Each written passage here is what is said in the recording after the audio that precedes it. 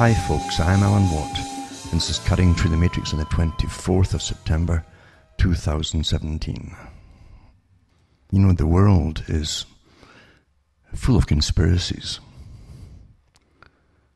Something you've heard about, of course, and you poo-poo, and you're taught to poo-poo conspiracies because those who are involved in the present-day conspiracies don't want you to believe in them at all. We're matured now. We've evolved somehow.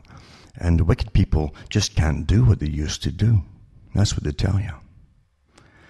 But the whole idea of conspiracy is to keep from the public, in other words, the interested parties who will be damaged by the effects of the conspiracy. That's really why they have conspiracies. Conspiracies are often designed to take power away from one group and give it to themselves, those involved in the conspiracies. And for the general public, it often really didn't matter so much, not quite as much in the past, about conspiracies when royal families were all competing and fighting to get the crown, or a bigger crown over a bigger plot of land, and so on. Don't forget that kings and queens used to give as their dowries countries at times. They'd be king or queen over this country, and that country, and so they could actually give it away, supposedly, with all the serfs on it too, of course. And serfdom, really, it was just a form of slavery, where you would be killed if you moved off the land you were born on, because your whole function was to serve the nobility, produce for them, and do what you're told. And that was it. I'd like to call it a more genteel form of slavery. Mind you, they would brand people with the S if they tried to run away. That's for the few that were good enough that didn't get killed just for doing so. Because that was the death penalty if you were found in a different area from the one you were designated to live and work in. And that's across Europe, of course. And therefore, if you could talk to people back in those days, they wouldn't laugh at the idea of conspiracy at all. It was a pretty regular occurrence, in fact, with different factions vying for power, different factions even within the nobilities getting together and plotting their strategies of subversion, and so on. That's how it worked. The Proles didn't count, as George Orwell said, because they never do count. Even today they don't count. Maybe even more so today they don't count. And you'll find after revolutions and so on, for a little while, people had an idea of this odd fact, especially in the US, that they had some kind of rights. Nowhere else did they really have that, to be honest with you, because some countries only issued rights to what they call free men, those who were not born into serfdom. And that lasted even in Britain for an awful long time too, that whole idea. But anyway, getting back to conspiracies were quite well understood by generations after generations, and it's only really in the 20th century they tried to do away with this whole idea of conspiracy, especially as we got closer and closer to world government, which in itself, of course, is a big conspiracy. It's quite good, isn't it? That's how it is. And I've gone through the history of the groups involved in world government, with the boys at the very top, money boys naturally, and their big working groups consisting of think tanks and organizations like the Royal Institute for International Affairs, Council on Foreign Relations, and trilaterals as well. They were sworn to do away with national borders, and sworn to basically bring in a form of world government. And that in itself, even when they keep denying it, is obvious. It was set up to be a conspiracy, because most folk didn't want world government, still don't. And they can only do it by fear. Getting back to revolutions, as soon as you think you've got some kind of freedom, there are those who immediately want to take it away from you, because it gives them power over you. And these kind of people never meet a kind of deal, a financial deal that they disapprove of when it involves themselves. And there's always big money involved in politicians, for instance, that run on certain premises to con and fool the public and then change it all as soon as they get in. There's always a big cash reward with every change of heart. We live through conspiracy after conspiracy today, and it's in the open today because, after all, they publish the conspiracies. What does the World Economic Forum have to do with democracy? Nothing. What does the World Bank have to do with democracy? Nothing. What does the IMF have to do with democracy? Nothing. What does the United Nations have to do with democracy? Nothing. They'll use the term often enough to get what they want, but they don't believe in it. The Club of Rome was more open about the whole idea of democracy having served its purpose. And now it's an impediment to get because it stops the real natural leaders of this new system, the scientists and so on, and the multi-billionaires. It stops them from running the world. Their natural callings to run the world because they have all this money and giving themselves more and more power all the time. So it's only quite natural that they should rule the world and tell us how to live, like Bill Gates and all the rest of them in the Lucky Gene Club, as they like to call it. They're not eugenicists, mind you, at least openly to the public, but behind closed doors, and not so much closed, actually, they voice what they really think of the general population. And that's the world we live in, a world run by different factions all working together in specialized areas in one great darn conspiracy to bring in a system that even those, all those involved in media, big media, are handpicked to go along with all this stuff. And they'll poo-poo any idea of it being a conspiracy in the first place. And they think it's wonderful too. I mean, you should also believe in world government, shouldn't you? Really? Really? You know, the only reason that we had all this ability to demand anything from our own governments when we used to have them, which wasn't very long for some countries at all. The only reason we had that is because we could point to more totalitarian countries and say, look, this is what happens with these empire countries. Right down to when the Soviet Union was formed and kept adding little blocks of countries to its already burgeoning bloc. And you could see that it wasn't going so well for all the people who were inside of it, regardless of the propaganda that was churned out there. And it's no different really in the British Empire either. Because what was Britain? What is Britain? What are these names? What do they mean? What do they mean? What does the USSR mean? What does it mean? What does Great Britain mean? Great Britain has done this, Great Britain has done that, Great Britain has declared war. It's a corporation. It is a corporation. It's not, that part is in the open. It's a corporation. But don't you get a bit offended at times and fed up when the corporation includes all of you in its great plans for slaughter and conquest and so on? Don't you get a bit fed up with it? Especially when you're going to pay for it all. You get nothing back except the bill. There's big money to be made in all these wars and so on for the corporations, but not for you. You get nothing, just the bill. And a lot of families too see their children buried early. They go off and fight for it all because they're misled and propagandized and all the rest of it. They're brought up playing all the video games that were created to stop them from growing up and seeing what the world's all about. So yeah, there's a big conspiracy going on. But the Club of Rome, as I say, is more open. And some of their ones are more open now about the fact that's what they want. And that, as I said, democracy, this idea of people having rights within certain boundaries, that's within your own countries, is obsolete. And it's an impediment to getting the big jobs done. Margaret Thatcher said something similar, by the way, to all those adherents of Margaret Thatcher. Margaret Thatcher, remember, the politicians are just like again, getting back to the names that they give nations, corporations. Britain has declared war. The US has declared war. It's always, you keep forgetting there's millions of people here behind this term, and it's all of the people. They get no say in the war at all, where you want to go or not. None whatsoever. But there's always those who benefit from it too, and there's other ones that benefit of having other countries go to war on their behalf. That's another thing too.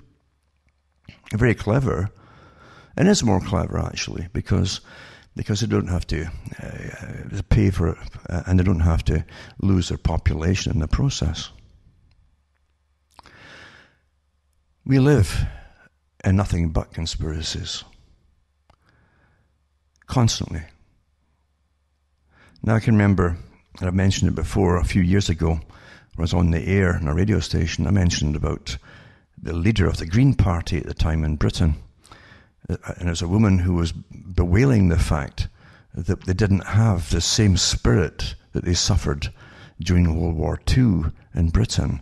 They didn't have that obedient spirit, just because all your rights are taken off you and you're all pulled together for basic survival. That's how the whole propaganda wheel moves, is in motion for that purpose. And people will put up with things they shouldn't put up with, including starvation in times of war. And yeah, you can eat as many peas as you want or whatever, but if you're not getting the right kind of proteins, you're beginning to starve. But this woman was bewailing that fact that folk weren't in, it was to austerity the way that they should be, because she wanted to see this big plan come forth, which is of austerity for the New World Order. And I've read the books before on air, remember? Winners and Losers in the New World Order, by people who are involved in it, and their own books, for goodness sake. There's no, people will laugh at you when you say New World Order, even though you can quote, so you can see here's a newspaper cutouts, or here's a magazine, or here's the book that they published called The New World Order. Because Joe Public is so propagandized, he's taught to poo-poo whatever the talking heads on television tell him to poo-poo. They have basically handed over their brains to these propagandists called newscasters and so on. We live in a world of incredible deception. Incredible deception. You get something called democracy. As soon as you get it, there are those that must terrify you by threat of war or something to give it all up, all your freedoms and rights up, to save you all. It's always the same story. And if it's not a them over there, wherever over there happens to be at the time, it's like the Club of Rome came up with their big plan, looking for something to unite the world and make folk give up all their rights and be guided and ruled by this oligarchical elite and technocrats. And they hit upon the idea of global warming, famine, drought and the like would fit the bill. That's what they said in their own words. Because that's what they were paid to come up with, a reason, and so a form of warfare. So man was warring against the planet, and that would fit the bill. Quite blatant about it. And it's never stopped yet, and they'll keep doing it too. And they came up with the idea of global warming after the whole idea of the coming ice age had failed. Don't forget that. And don't think because it gets warm for a few years, a little bit warmer, that somehow it's all happening, that their predictions are coming true. Because in the last few years before all this stuff happened, I had nothing but rain here, rain in the summer. And the summer's very short here. And believe you me, the winters are getting longer with its freezing. And yeah, you'll get hurricanes coming in, you get tornadoes coming in, and they certainly are whipped along awfully well by the geoengineering projects that are ongoing all the time. And you all know that too, and the superheating of the atmosphere in certain areas with the HARP-type technologies, which are everywhere today, not just in Alaska.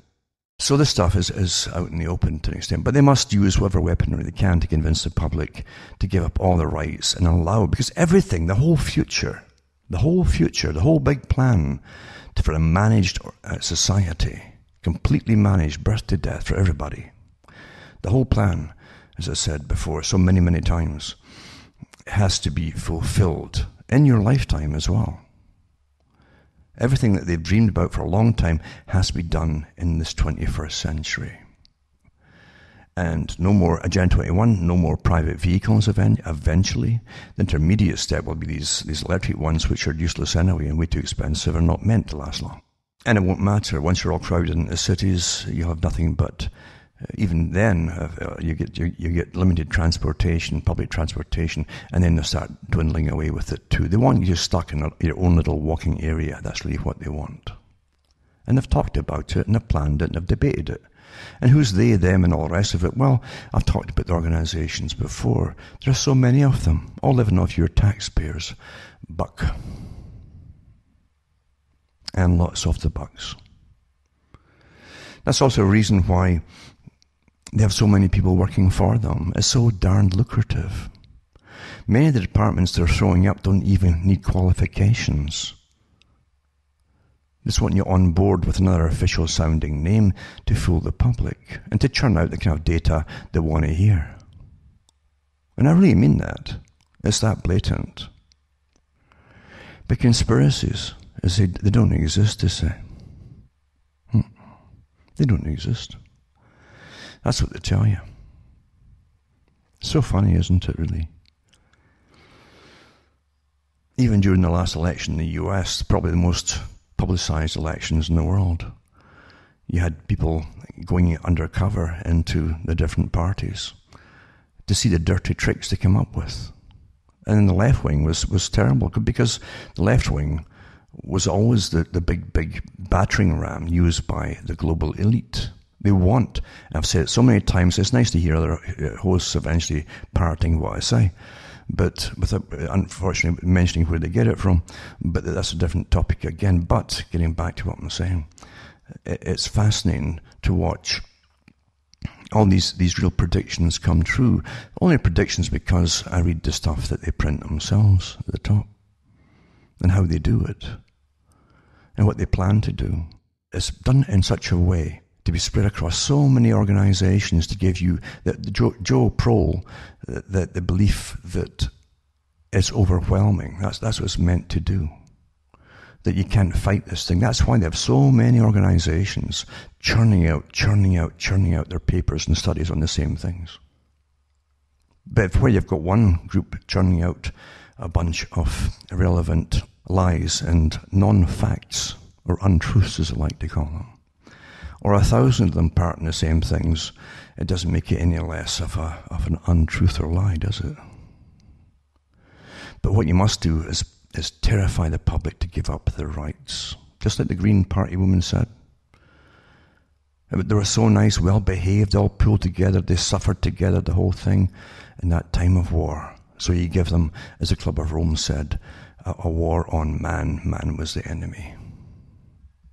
And don't think it's to do with climate. That's the excuse. Everything's banking on it. That's why they're ready, and they will start jailing people that speak out and say it's all phony. And then if they jail you, you might be getting off lightly, because I think they're going to go a lot further than that. When you realize the money, too, for the big giant corporations are completely on board with this whole thing, because they're going to reap incredible rewards from it all. Well, they don't just sit back and let some little prole upset the apple cart for them. It won't happen. And the whole future of their economies and their fortunes depend on pulling all of this off. I don't think they have any problem pulling it off, because they've been brainwashing the children for years. And you always go, whenever you start brainwashing the children, it's always to do with a big agenda to benefit someone else. Lenin said it, Stalin said it, they all say the same thing: grab the children, indoctrinate them, and they'll be yours for life, no matter what facts point out what they've been taught is all nonsense. It doesn't make any difference at all to them. So we're living through the biggest con of all, and so much is riding upon it. And getting back to what I was saying earlier, we used to hold on to our rights by pointing to the evil empires across the sea, wherever that empire happened to be at the time, or where people were being abused by their systems, etc. We could always point to them and say, look at that, we don't want to be like them.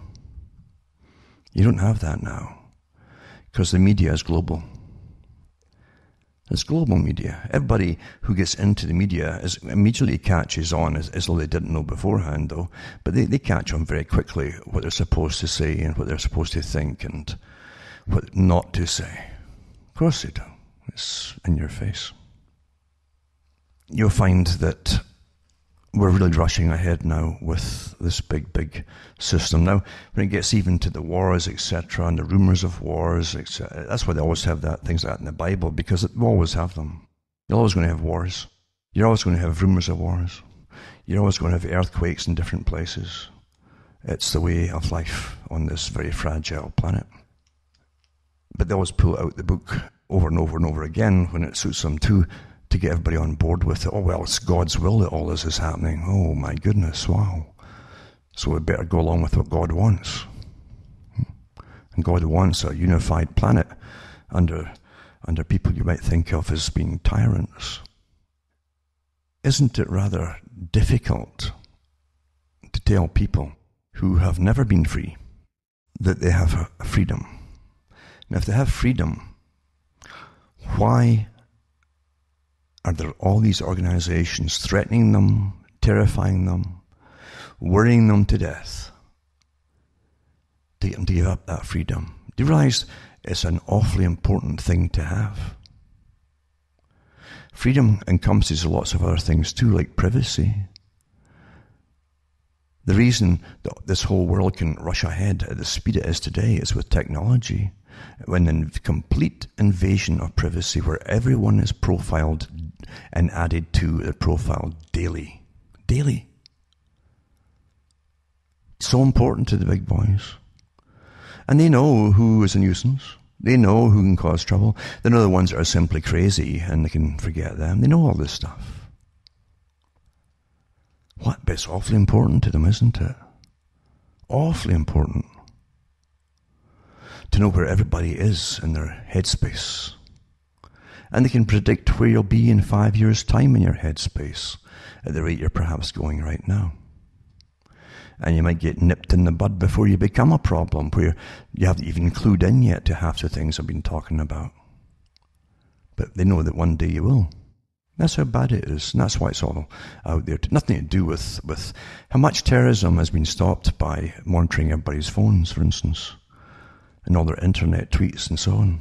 How much is it, eh? I've read the articles where they admit in Britain elsewhere that not one has been stopped by them. Of course, now they're putting out other stuff, of other propaganda saying, no, they'll stop lots and lots of them. They can't tell you who or what because of national security, but that's what they claim.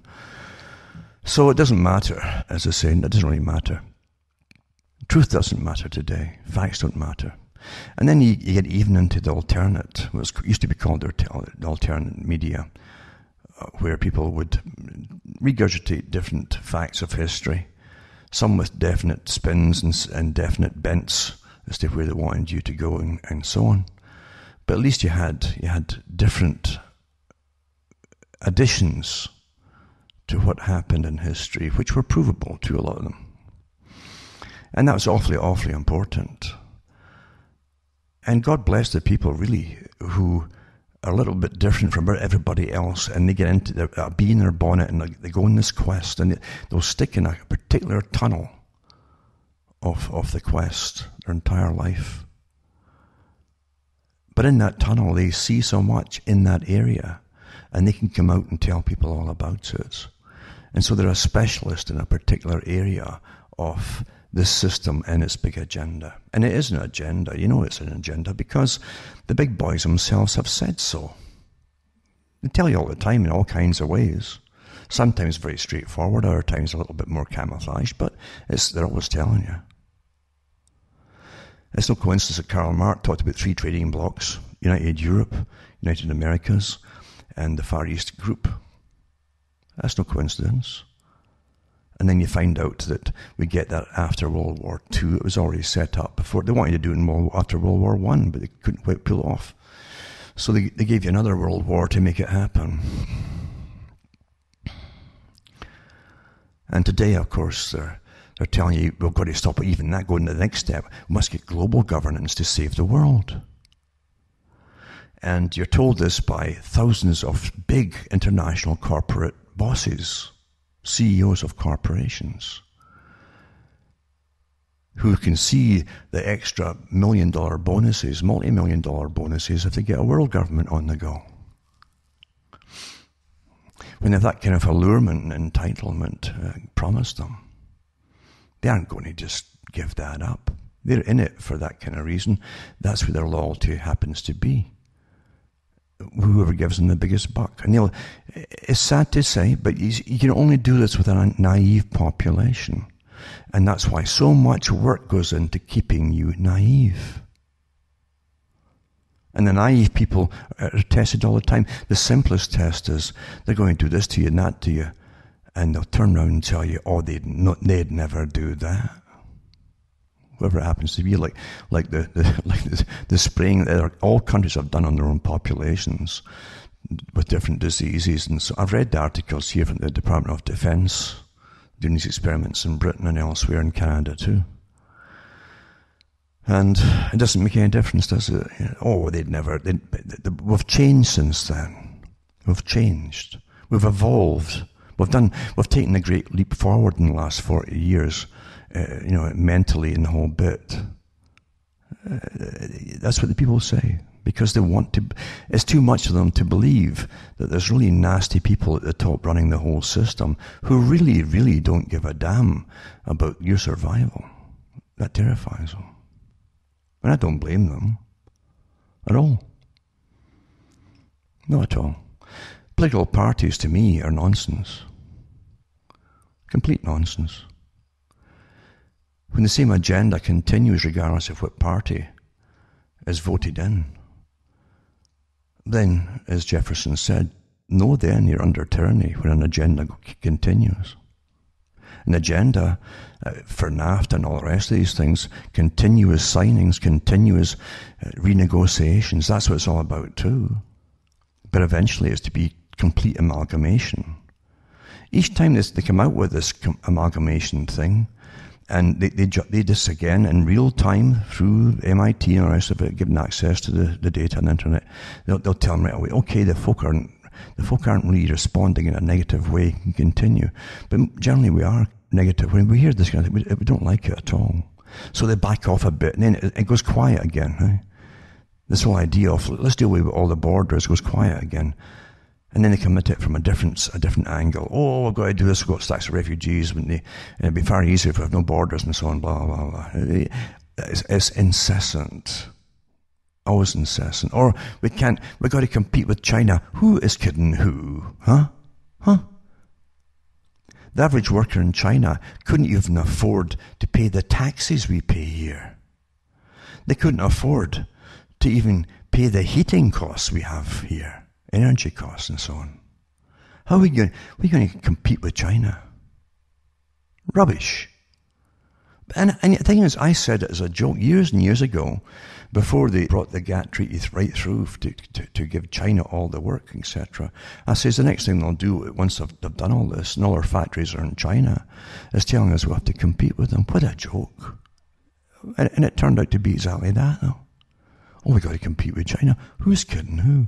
Oh, now if we can amalgamate the whole of the Americas, and they've already signed the deals with the Trans-Pacific Partnership. Well, in other words, we can amalgamate with Europe too. Then we can compete with China. Who is kidding who? But they do treat us like fools and dolts, don't they? Don't they really? Don't you get a bit fed up with that? Don't you get fed up with it? These trained lying prostitutes, they come out and tell you to your face, at least not quite to your face, a bit of glass, and they stare at the camera, that you have to give all your rights and freedoms to save the world. And that you're at fault because you use heat to keep alive in the winter. Tut, tut, tut. Like they don't. But the psychology and the neuroscience and the behaviorist organizations all working against you is pretty phenomenal. Again, using your dollars to get themselves off the big fat paychecks as they try to do you in.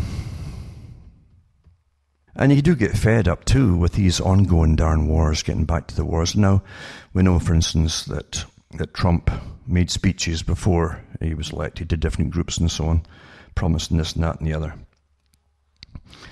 And then they've probably seen them with the latest talk of the United Nations, where he did the good. Remember too, I don't put anything into politicians or heads of state giving speeches at anything, because they read the script that's written for them by other people. We even know who wrote the script for Trump.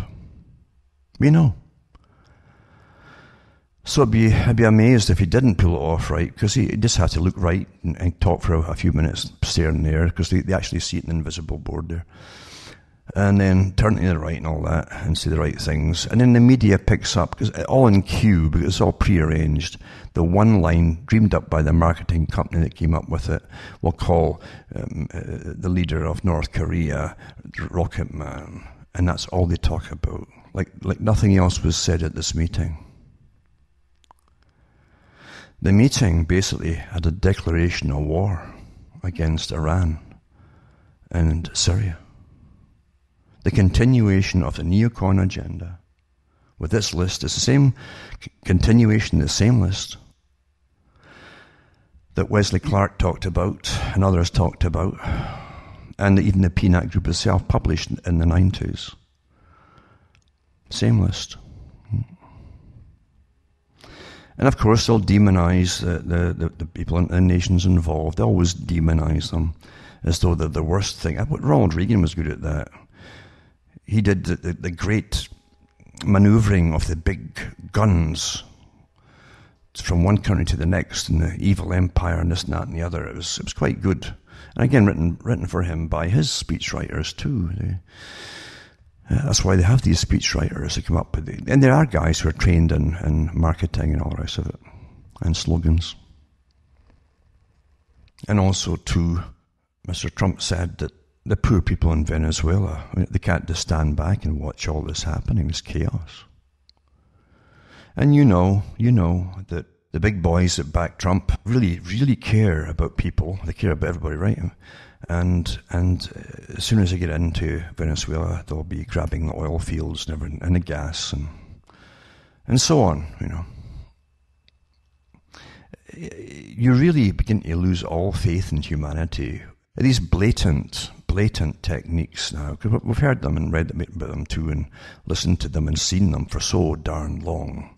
You get so sick and fed up with it all. You really do, don't you? So you have this article here. The Senate backs massive increase in military spending. And the call for a bigger, stronger military, all the usual stuff and so on. And then you have this one here too. More than 3,000 troops heading to Afghanistan. And Afghanistan, the reason it's been a massive build-up there is because it's on the border with Iran, obviously. That's why the change of heart a little while back, when he changed his mind about pulling people out of Afghanistan. And it just goes on and on, as I say. It's so predictable, and that's what makes it life kind of boring for some people. There's quite a few articles on the same kind of thing, the military spending, etc., etc. And that's how life really is, isn't it? It's nothing to do with us. We don't count. Under the definition of what's called... Remember, too, the US is supposed to be a republic. And a republic is contained, the system is contained within laws and so on. But I've read articles too, and many others have as well, to do with the Council on Foreign Relations, and when they had people years ago who said that rather than take the Constitution on head on, they would simply make a run around it, and that's what they've done ever since. Your rights and freedoms have been run around and pretty well taken away from the people to keep them safe, supposedly, in a time of terrorism. Any excuse will do to get the same thing going on, eh? Now, back to the big agenda, and how hundreds, if not thousands, of organizations are all paid big money to propagandize the general population and to go along with carbon taxes and everything else and giving up your rights. all paid by your tax money. It's astonishing how I've always said that too. They also will make the chains for the peasantry by taxing them for the cost of it. That's what happens. The Global Research Alliance on Agricultural Greenhouse Gases brings countries together to find ways to grow more food without growing greenhouse gas emissions. Launched in December 2009. Sounds wonderful. Isn't it wonderful, all these altruistic groups just come out of nowhere and start churning out all this information propaganda? You'd be amazed at the kind of financing they get, of course, naturally. Big bucks. And it says, they have a charter now, and it establishes the Alliance's council. So they have a council already, the Alliance Council, which is a representative body of all member countries. Just like that. Did you vote them in? No. Nope. But they're there now. Members of the Alliance aim to deepen and broaden mitigation research efforts across the agricultural subsectors of paddy, rice, cropping and livestock, and coordinate cross-cutting activities across these areas.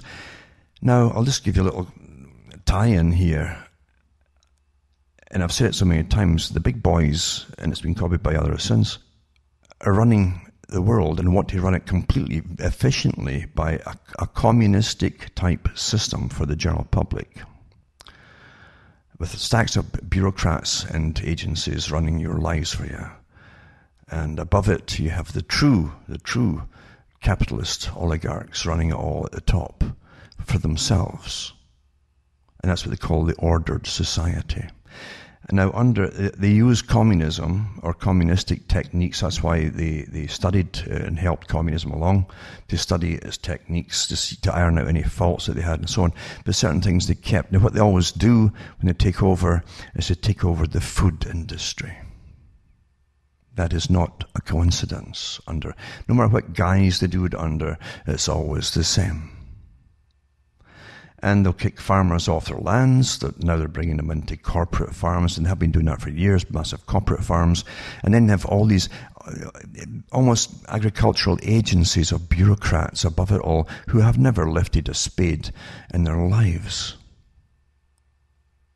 running the show. And it always ends up with everything getting more and more expensive and more scarce, because they love to create scarcity, so the prices go up and up and up for the big corporate farmers, the big corporations. It's no coincidence. Anyway, they're right into the food industry naturally to save the world, because you see, you just can't eat all that stuff without creating carbon and so on, and all these emissions. It's all your fault. So the reason the Alliance is there, it claims, it plays a vital role in food security. The best food security is for folk to have access to grow their own stuff, and at the very least to have little farms all around them, which we had not so long ago, put out by the government, so they tax them out of existence a little. It says here that sustainable development, there you go, sustainable. Now, sustainable development also means that there's limits to growth, which is also another book by the Club of Rome, the big think tank for the big boys at the top. And what it means is no more factories and so on. And there are limits to growth. It's really the end of all growth. That's what they really meant by it. They're not going to bring your factories back. Not going to happen. Anyway, I'm going to give you a stack of PDFs to do with carbon management journals and so on and all the rest of it. But they do put out these tenders to different organizations to do studies for them and to do work for them. And of course, those who take the tenders know exactly what the big boys want to hear, and they'll do their surveys, etc. And they'll spin it in a way that'll keep the boys happy at the top, so they can read the surveys off to the general public, little bits and bytes on the newsreels. But it's to do with data, big data they're calling it now, for beef and dairy, understanding the effects of variations in individual animal production on greenhouse gas emissions. And they give you details on this. This is tendered out to the organizations to do these surveys. The general public are not involved. In fact, they don't even want the public to know about these things, because they're using your tax money for all, of course, too. And it said that it's got the reference number to it, to big data, and the opening and closing dates for it. And it's got requests for proposals and tender coverage on behalf of procurement agent, it says. And it gives you the categories of land and soil management. The region here is New Zealand, but they have them across all the countries. Canada's got them all, we all have them all. And they even tell you what qualifications you need and all the rest of it, which is awfully interesting, you see, because remember, this is tendered out to people who are in the know, who are really the parasites who live off the taxpayer, with one survey after another. That's pretty well what they do. And so it says pre-qualifications required are, guess what, none. How about that, eh? And it gives the contact that you get in touch with and so on. And it seeks to procure a research project to support and extend the work of the Global Research Alliance on agricultural greenhouse gases. Specifically, its livestock research group. The project title is Big Data for Beef and Dairy, Understanding the Effects of Variation on Individual Animal Production on Greenhouse Gas Emissions. Now remember, the agenda too is to cut back on all meat production for the general public. And they're not kidding where they talk about substitutes for meat, right down to having you eat insects and locusts and crickets and stuff. Because they're going to bring you into, again, remember what that woman in the Green Party said a few years ago. The same circumstances under a total war situation, where you'll put up with anything, right down to starvation level diets. Remember that. Don't forget that. Anyway, when I put up, as I say, their PDFs, there's a stack of them, a carbon footprinting of New Zealand lamb and UK Parliament emissions from crops, because they're all involved in it too, and Defra too, from Britain's involved in it, Global Research Alliance one, this particular one I'm talking about here, and so on. This is stacks of data that they give out to their members to fill out screeds and screeds of blips and bytes and all that on computers, and then regurgitate it back to the general public, which means you got to tighten your belt and you can't go on like that and stop eating meat and all the rest of it under the guise of saving greenhouse gases. And it is a guise. It is a guise. But I will put it up, all this stuff, tonight. It really is interesting. And then again, to the Department of Environment, Food and Rural Affairs, which is Defra, the government department responsible for environmental protection, food production and standards. When you have your governments involved in food production, it generally means the opposite is food reduction. Anyway, agriculture and fisheries, etc., and rural committees in the United Kingdom of Great Britain and Northern Ireland concorded set out agreed frameworks for cooperation between it and the Scottish Government, Welsh Government, Northern Ireland Executive, etc., etc., etc. Another one too is to do with beef, cattle and sheep carbon footprint. Ties right in with it. And I'll put that up too, because as I say, it's all your protein sources they're going after, big time, under the guise of saving the world, because it's a guise, remember. They want to reduce the population drastically. Scientists go after the media for highlighting a study showing the Intergovernmental Panel on Climate Change models were wrong, it says.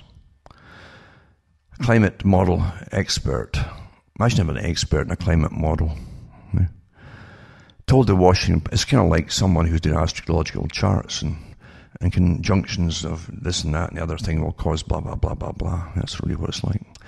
The Washington Post, there would be extra eyes really scrutinizing a new study claiming climate models predicted more global warming than has been observed this century. And he was right. Climate scientists have ruled to criticize a study published in the journal Nature Geoscience, which found that less warming in the early 20th century suggests a slightly easier, though still difficult, ability to meet the goals of the Paris Accord. So if they don't go along with the full agenda and they come out with stuff that doesn't mesh with it, they're told to turn as one big unit and criticize them, put them down. That's really all it means. Because remember, the whole agenda for social change hangs on this. This is the big plan. This is the excuse they came up with. The excuse they came up with, remember. A new study, it says, another major study confirms the IPCC's climate models were wrong. I'll also put up this on the Paris Agreement, open the debate on whether limiting warming to 1.5 degrees centigrade is compatible with current emission pledges and a warming of about 0.9 degrees centigrade. And it goes on and on and on. This is the kind of stuff they know the general public are not going to read. And that's what they count on. That's why it's such a bureaucraties rubbish. Now, China, Canada and the EU and partners push forward on the Paris Climate Accord. They tax you into the dirt, basically. And so they're doing this regardless of the US at the moment, who hasn't gone along with it. Remember, Donald Trump said that things are open. He hasn't squashed them. He just says he's got to keep support back home for the wars that are coming up. He's got to keep some support in the meantime. That's politics. This little oddity here, perhaps I don't know how odd it is actually, but I just snuck it in here. Miami-Dade mayor, no code enforcement for next month after warning notices given following Irma. So as soon as the hurricane was through, out come the cops with their code enforcements. No kidding you. Here you are, people literally soaking wet the whole thing and watching bits of their houses floating away and all the rest of it. And they're given these code enforcements. Hours after Irma passed, many of us were out clearing trees and branches from our yard. One Miami-Dade man got a visit from the county to bring him a warning. His reaction is, "Call help, me Howard with Patrick Fraser." As Irma whipped through South Florida, Celso Perez and his family were like many of us, having winds up to 100 miles per hour, and we were basically hunkered down in the closet, scared to death. Monday morning, Irma had passed and it was clear. At 9 a.m., Celso and his neighbours went outside to get to work, to clear up. We had a lot of trees down in the street, and the streets were blocked. We were out there, and our neighbours cutting the branches down, trying to open up the streets. Later that afternoon, that day, as Celso was clearing the tree branches, a car pulled up from Miami-Dade County. It says, we thought he was here to help us or offer some type of assistance with the trees. And it says the code enforcement guy did give Celso something. He said he would have to cite me for having my fence down. The fence fell down, we got lost probably. The warning was slapped on the part of the fence still standing. Celso is a very calm guy. His reaction was this. See, I laughed and I thought he was joking. He was kidding. You're kidding, right? We just had a hurricane 6 hours ago. No, I'm not kidding. I have to cite you for this. He says, I just laughed. Okay, whatever, knock yourself out. He was told he was given the warning because the fence Irma knocked over made it easy to access his pool and he needed to fix it. Celso Perez says, which I could not do that day because all the stores were closed. I mean, this is the hurricane going through, right? It's not like I can go to Home Depot and find some temporary barrier. The code enforcement officer told me he would write up a report and be back to check on him. If my fence had not been put back up when he came back, he would have to write me a fine or fine me for that. Anyway, apparently the mayor not popped out and getting his complaints and told them that nothing will happen for 30 days or something. See, that's your technocratic society now. And there's plenty of folk like this officer who's out for promotion and all the rest of it. And that's how, unfortunately, bureaucrats in a totalitarian regime get up the ladder. Now, this is an article. I've mentioned many statements from the big foundations themselves that come up with the whole idea for the con of global warming and climate change and carbon and all the rest of it. And this article was actually, I think, printed in Forbes magazine back in 2013, where it first appeared. But it says global warming was never about climate change. Climate change policy is about how we redistribute de facto the world's wealth. IPCC official Ottman Edenhofer. That's what he said. That's the facts of it, folks. For the far left, that's what they're told to believe in. But for the boys that run the far left, they know it's about really managing the whole planet and plundering it too. And they have no intention of helping anybody except themselves. And it says President Obama has put salvation from dreaded climate catastrophes on his action agenda, hot list, etc., etc. And it says that sort of scary presidential prognostication isn't new, meaning that, oh, you've got to give up all your rights and freedoms to save the world, yeah. He previously emphasized at the Democratic National Convention that global warming was not a hoax, referred to recent droughts and floods as a threat to children's future, and pledged to make the climate a second-term priority. As much as I hate to nitpick his doomsday scenarios, it might be appropriate to correct a few general misconceptions before getting back to that overwhelming judgment of science stuff. Regarding wildfires, for example, the numbers since 1950 have decreased globally by 15%. According to the National Academy of Science, they will likely continue to decline until around mid-century. As for those droughts, a recent study published in the letter of the journal Nature indicates that globally there's been little change in drought over the past 60 years. And as the UN Climate Panel concluded last year, some regions of the world have experienced more intense and longer droughts, in particular in southern Europe and West Africa. But in some regions, droughts have become less frequent, less intense, or shorter, for example, in central North America and northwestern Australia. Remember, it's only now, because this is the agenda, that they keep telling you about these things when anything happens, even minor things, to make it seem that it's catastrophic in nature. But we've always had these things happen. And it's talking too about global hurricane activity, measuring total energy, accumulated cyclone energy, they call it, is actually at a low not encountered since the 1970s. You can also get the link towards that as well. In fact, the US has currently experienced the longest absence, this when this was written, of severe landfall hurricanes in over a century. Supposing these recent circumstances were different, because after all, climate really does change. Of course it changes all the time. Then they go into who said what to do with it all. Now listen, Maurice Strong, who was the front man for the Rockefeller Foundation, the big world agenda, he's picked up and trained for it.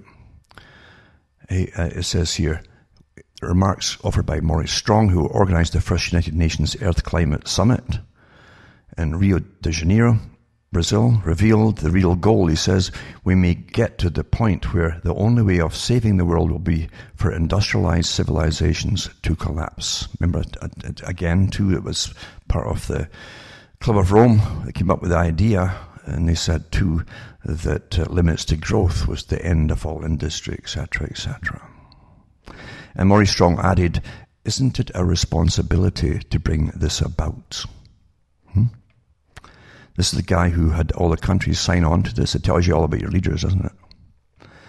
Former U.S. Senator Timothy Wirth, then representing the Clinton-Gore administration and U.S. Undersecretary of State for Global Issues, addressing the same Rio Climate Summit audience, agreed. He says, we've got to ride the global warming issue. But to ride it, really push it to the maximum, in other words. Even if the theory of global warming is wrong, we will be doing the right thing in terms of economic policy and environmental policy. He now heads the United Nations Foundation, which lobbies for hundreds of billions of US taxpayer dollars to help underdeveloped countries fight climate change. It doesn't get to the people, remember. Everybody has a good payoff that's associated with all this thing. And then you have the same thing, Deputy Assistant of State Richard Benedict, whoever that is, I've never heard of him, who then headed the policy divisions of the US State Department. He says global warming treaty Kyoto must be implemented even if there is no scientific evidence to back the enhanced greenhouse effect. In 1988, former Canadian Minister of the Environment Christine Stewart told editors and reporters of the Calgary Herald, no matter if the science of global warming is all phony, climate change provides the greatest opportunity to bring about justice and equality in the world. Again, the redistribution of your wealth. In 1996, former Soviet Union President Mikhail Gorbachev, who was brought over to the US and given the Presidio as his base for his big charitable organization of Sovietized brainwashing, basically, into the same agenda. He emphasized the importance of using climate alarmism to advance socialist Marxist objectives. It says the threat of an environmental crisis will be the international disaster key to unlock the new world order. This is his words, not mine. And then speaking at the United Nations Conference on Climate Change in The Hague in 2000, former President Jacques Chirac of France explained why the IPCC's climate initiative supported a key Western European Kyoto Protocol objective. For the first time, humanity is instituting a genuine instrument of global governance, one that should find a place within the World Environmental Organization, which France and the European Union would like to see established. In other words, it's for completely different reasons than the ones that tell the general public. And God help you if you say so and point it out, because they're becoming completely intolerant since everything is riding on this big phony agenda. Sad, isn't it? But then they tell you there are no conspiracies, even when you can expose them. Quite something, isn't it, really? And unfortunately, the public are so bombarded with bits and bytes of info, but no real in-depth anything.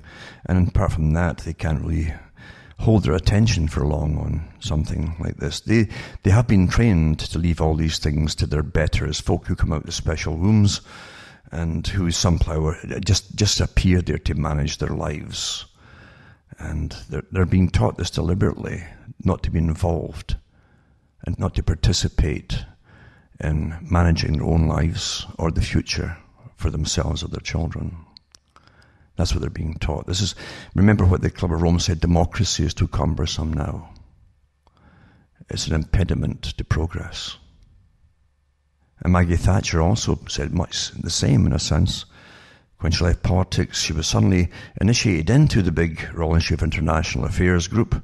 And she said, I belong to a group now which is comprised of high-level bureaucrats, high-level leaders, ex-leaders of countries who all know each other, and we can get the big jobs done without having to go through Parliament to get approval, etc. That's what runs the world. And for those who do care and those who are awake, don't worry, don't kick yourself when you can't get through to other people. Remember, the primal objective really is for you yourself to understand things. That's an achievement in itself. That's an incredible achievement. If you've got the ability and you've come to the stage where you can really, really understand what's happening. That's since all the odds were to prevent you from childhood onwards from ever learning this stuff. Quite something, eh? So, I'm Alan Watt, and from Ontario, Canada, it's good night. And may your God or your gods go with you.